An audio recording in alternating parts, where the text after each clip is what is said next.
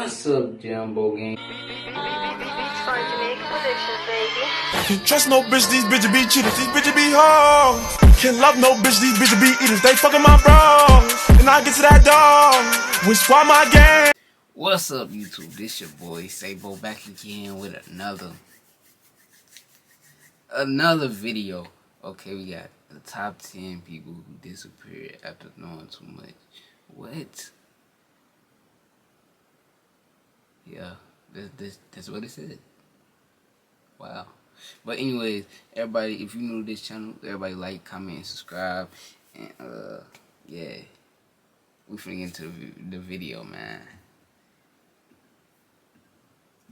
Whether it is based on their line of work, being the victim of a crime, or simply just being in the wrong place at the wrong time, there are some people who disappear under some extremely suspicious circumstances after having knowledge that someone doesn't want them to have or doesn't want to get out. On today's top 10 list, we are going to be taking a journey through 10 different eerie stories while we talk about the top 10 people who disappeared after knowing too much. Starting off our list in our number 10 spot, we have Warren G. Hooper. Warren G. Hooper was a 40-year-old state senator in Michigan. In this state in the 1940s, political corruption was a huge problem, and it was quite common for politicians and legislators to accept bribes in exchange for votes. After Warren confessed to accepting a $500 bribe for his vote on a horse racing bill, he was offered immunity if he testified as a witness in front of a grand jury. What? On January 11th of 1945, just a few days before his testimony was scheduled, Warren was driving to his home but never made it there. His car was found in flames. He by himself in the car. So they know somebody has something to do with that. The body of Warren was found in the front seat with 3 bullet holes found in his head. To make matters more suspicious, there were 2 other witnesses who were also supposed to testify in the same case, and they were both also found dead under suspicious circumstances as well. This is when a gang called the Purple Hill Gang began to come into the investigation. The Purple Hill Gang was a group that really controlled Detroit during the 1920s and 30s. There were rumors swirling that a former state treasurer named Frank McKay, who was under investigation in this grand jury case, was behind the killings of the witnesses, including Warren's. It was believed that Frank had bribed a deputy warden to temporarily release 2 of the imprisoned Purple Hill Gang leaders so that they could commit the horrible crime against Warren and then promptly return to the jail, which would give them a pretty solid alibi. 4 former members of the Purple Hill Gang did end up getting charged with conspiracy to commit murder because of the testimony of an informant that they had once approached him and asked him to take Warren's life. And while the 4 were convicted, they received quite short sentences, and one of the convictions was even later overturned. In our number 9 spot today, we have Michael Mansfield. Michael was a 19-year-old student at Lincoln College in Illinois, and he lived with another student named Russell Smrekar. Russell ended up being expelled from the school after being charged with burglary for stealing a guitar and some record albums from another dorm room. After his theft, he had given the stolen albums to Michael, and in order to avoid being charged with possession of stolen property, Michael agreed to testify against Russell. This took place in 1975, and on New Year's Eve of that year, Michael was spending the holiday at his parents' house when he told them he was headed out to see a friend. Unfortunately, Michael was never seen again after this night, and of course, because of the loss of the witness, the charges were dropped against Russell. Although extremely suspicious, this alone, of course, didn't mean that Russell had anything to do with Michael's disappearance, but just you wait. In our number 8 spot today, we... That's a no-brainer. We already know who killed him. Come on, man. That's crazy, though. Ruth Martin. Okay, you thought I was gonna leave you hanging with the last one, but I promise you that I am not. Shortly after Michael's disappearance that we just talked about, that same creep Russell was charged with stealing 3 steaks that totaled to $4 from a local grocery store. The witnesses to this crime were Jay Fry, who was a produce manager at the store, as well as a woman named Ruth Martin, who had seen Russell toss the steaks into his car after stealing them. Both Jay and Ruth were called to testify as witnesses, but on June 2nd, 1976, Ruth went missing and her abandoned car was later found with blood inside. 3 months after this, Russell broke into Jay's home and shot both Jay and his wife, which took both of their lives. He was caught for this crime and was sentenced to 300 years in prison. Okay, so what does this have to do with Michael and Ruth? Well, no one knew what happened to either of them until 10 years ago in 2011. Russell became terminally ill in jail and decided that then was the time for him to make some deathbed confessions, and he confessed to taking both of their lives as well. Unfortunately, neither of the bodies have ever been found, but it is absolutely insane to think that 4 innocent lives were taken over some stolen records and $4 worth I'm of telling you, steaks. bro. In our number Like, he 7 coulda spot today, killed- we he have killed David them. Kelly. David was a nuclear scientist and weapons expert. In 2003, he had an off-the-record conversation with a BBC journalist in which he explained that the dossier that the UK government had created in reference to Iraq's nuclear weapons capabilities was actually falsified. Despite this being off the record, the conversation was reported widely and ended up coming back onto David. Just a few weeks after this, David went for a walk in the woods near his home, but he never returned. Of What? course, search parties were sent out to look for him after his family was worried when he didn't return, and he was later found dead, but the circumstances were quite mysterious. Just a small trigger warning before heading into this next part, as it was ruled that he did take his own life. It is said that David had taken coproximol, which is a painkiller, and that he had also severed his ulnar artery in his left wrist with a pruning knife that he had since he was young. This is obviously horrific, but not necessarily the most suspicious thing, but here's where things get weird. Firstly, those who spoke to David that day explained that he seemed to be tired, but was in good spirits, and despite being in a bit of trouble, he received a lot of support for his honesty. The weirdest thing is that neither the blister pack for the painkillers or the knife had his fingerprints on them. There were no fingerprints on them, which would suggest that the items had been wiped clean, which certainly would be very bizarre. Despite it officially being declared personally inflicted, many people believe that foul play was much more likely. In our number 6 spot today, we have Mauro De Mauro. Mauro was an Italian investigative journalist, and it is said that his profession is most likely what led to his disappearance. On the evening of September 16th, 1970, he was coming back home from work, but never actually returned. Before his What is disappearance... wrong with his face? He looked like he must have got beat up right there. Some, I don't know. apparently was convinced Wow, that he his had the face is story of a swollen. lifetime, and Why he is his even face told his made like that? coworkers that he had a story that was going to shake Italy. There are 3 main speculations and theories about what this story might have been and what could have happened to him. One theory is that the story could have been related to the death of a man named Enrico, who was the president of Italy's state-owned oil and gas conglomerate, Eni. The next was that his story could have been about finding a drug trafficking network between Sicily and the United States. And the final theory So is that his nobody know the disappearance story. might have been related to a failed right-wing coup that took place in the 70s. Despite extensive searches, he has never been found. And in fact, 2 of the main detectives who started the case both had their lives taken by the mafia. It is What? believed that he was the victim of what is called a lupara bianca, which is a journalistic term for when the mafia takes the life. Question. Would you build a website for a major bank with more than What? 200 million users using Life of someone in such a way Growing up, I always thought the mafia was fake, but it's real. It's real, bro. Wow, I thought it was fake. their body will never be found. Whatever story he was working on, we'll likely never know. And it's such Then how a you know tragedy you- that his job he was so passionate about is what most likely led to his disappearance. In our number 5 spot today, we have Henry Baltimore Jr. In 1973, Henry was a 21-year-old honors student at the University of Michigan who had a very promising future ahead of him. In March of that year, Henry was unfortunately attacked inside of his apartment. 2 men broke in and tied him to the bed before stealing both money and material items. Henry was reluctant to report this incident to the police, but did end up doing so. After this, a suspect named Roy Davis was arrested and charged with armed robbery, and Henry was scheduled to testify at his hearing, but never showed up.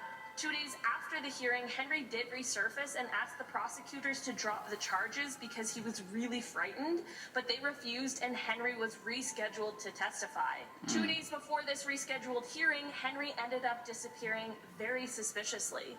Originally, people believed that he may have gone into hiding considering how vocal he was about being frightened, but that belief quickly went away and people began to suspect something a lot more sinister was at play. Henry's family especially knew something was wrong because there was no way he would would disappear without telling at least one of them. Without Henry and his testimony, Roy ended up taking a plea deal and only was sentenced to 6 weeks. Roy was, of course, considered a person of interest in Henry's he basically disappearance. admitted a plea deal. He basically admitted that he did it, but he didn't though. So. And a neighbor of Henry's even said that they saw Roy and another man knocking on Henry's door the day that he disappeared, but Roy's mother offered her son an alibi, so Roy has never been formally charged for the disappearance. The two theories of what happened to Henry are either that someone abducted and took the life of him to prevent him from testifying, or Henry left Michigan, changed his identity, and assumed a different name. You would have hoped if it was the latter, he would have at least told one member of his family. His case remains open almost 50 years later, and who knows? If someone out there who's watching this video knows something about this case, please call in and give any and you think somebody gonna tell you. And you think somebody gonna tell you. Be real now. Come on, man.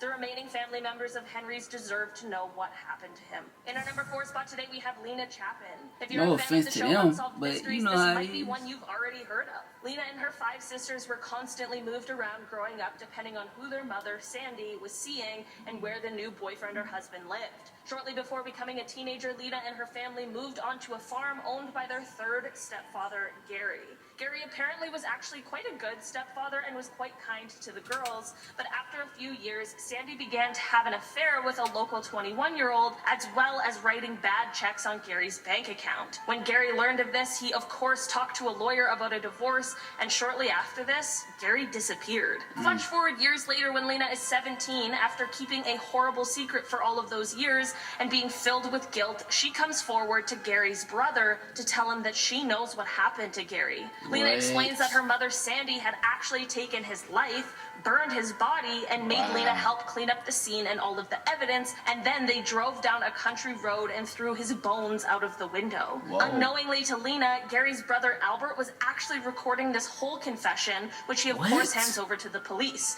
Now that the police are confronting Lena and her mother Sandy about this confession, since Lena is 17 and Sandy is still her legal guardian, Sandy convinces Lena to walk back her confession, and since it was recorded without her knowledge, it isn't admissible evidence. A few more years go by and Lena doesn't speak of the crime again and ends up getting a job, having a baby, and she lives with her boyfriend. And then right before turning 21 years old, which would make her of legal age to testify against her mother in court, she just disappears. Everyone in the family, especially her sisters, are convinced this disappearance has everything to do with her mother Sandy and was done to keep her quiet. While this mystery is still unsolved, it's extremely likely we all already know what happened to Lena, but we just need the evidence to prove it. In our number 3 spot today, we have Oliver Munson. In January of And we back, man. I'm tired of having these.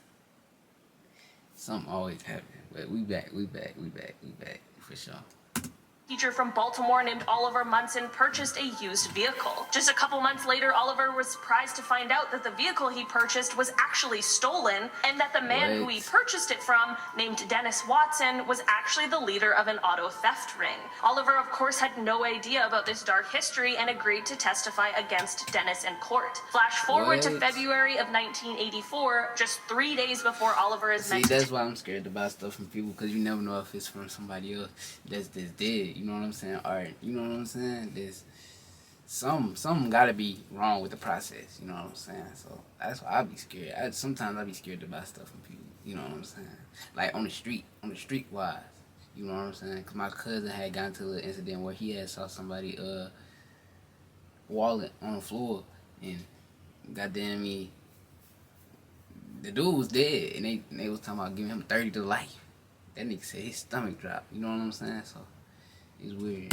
Testify against Dennis. Oliver leaves his home for work in the morning but never shows up at the school and ends up never being seen again. 3 days after he disappeared, his car was found 2 blocks away from his home with a flat tire, and shortly after this discovery, a stolen vehicle was discovered that had traces of blood in it, as well as a spent casing from a bullet. This vehicle also contained 2 receipts from a video store that had Oliver's name on them, which of course led authorities to believe he had been abducted and killed in order to prevent him from testifying. Damn. Unfortunately, because of lack of evidence, Dennis was never charged, and Oliver has never actually been found. This whole thing is, of Wow. course, so tragic, as Oliver was most likely a completely innocent party. In our number 2 spot today, we have Clinton Glenn.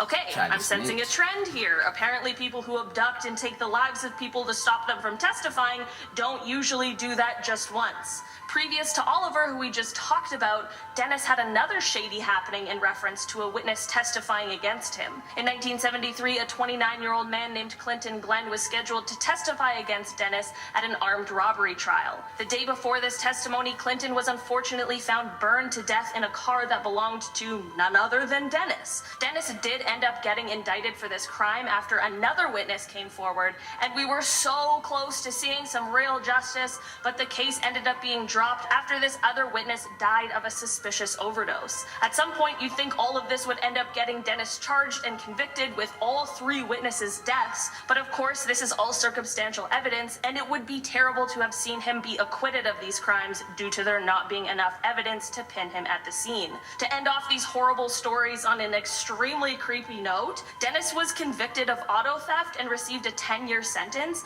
but after Damn. being paroled in 1989, he kind of just fell off the map, and his whereabouts have been unclear since then. In our number 1 spot today, we have Karen Silkwood. Karen Silkwood is well known for the worst reasons. She was an American chemical technician and a labor union activist who was very vocal and often raised concerns about the corporate practices that related to the health and safety of those working in a nuclear facility. You would think this is something that all of those working in the field would be concerned about, but apparently not. She worked a job making plutonium pellets and was the first woman on the union's negotiating team, and after she testified to the Atomic Energy Commission about the things she was concerned about, it was discovered that she had plutonium contamination on both herself and in her home. Plutonium isn't an issue outside of the body, but can easily be ingested or inhaled, which is when it creates a major problem for humans. Karen was okay. driving to meet with a New York I ain't Times never heard of journalist this and shit. an official of her union's national office after deciding to go public with some of her findings, and the people who saw her right before she left for this meeting saw her with a binder full of documentation of her findings. During her trip in her car there, Karen ended up driving off the road and striking Damn. So she killed herself. She most definitely killed herself. Finding the right sleep solution is not one size fits all. She a killed culvert, and this accident took her life. Here's where things get suspicious, though. That binder I just mentioned was never found. It was said that Karen had fallen asleep at the wheel, and almost twice the recommended dosage She of killed herself. methaqualone was found in her system, but there were clear skid marks on the road, which suggested it probably would have been a cover. This is probably a cover up to say she killed herself, but we all know like somebody probably had to have something to do with it. You know what I'm saying? trying to get the car back straight on the road, and despite the accident being entirely at the front of the car, there was damage to the back of the car that friends and family say wasn't there before, and paint chips were found which would suggest a car had hit her from behind. To make this whole thing even more suspicious, apparently Karen was receiving threats before her passing. There have, of course, been claims of foul play and claims that she was run off the road by another vehicle, but unfortunately, with little evidence, these claims have never been able to be proven for sure. But what is for sure is that whatever really happened to Karen, it seems like a simple accident doesn't cover the full truth. All right, That's what guys, I'm that has been saying. our list for today. Thank you so much for checking. Everybody like, comment, and subscribe, man. We on the road to what, like 300? We still on the road to 300? Everybody like, comment, and subscribe. We got it.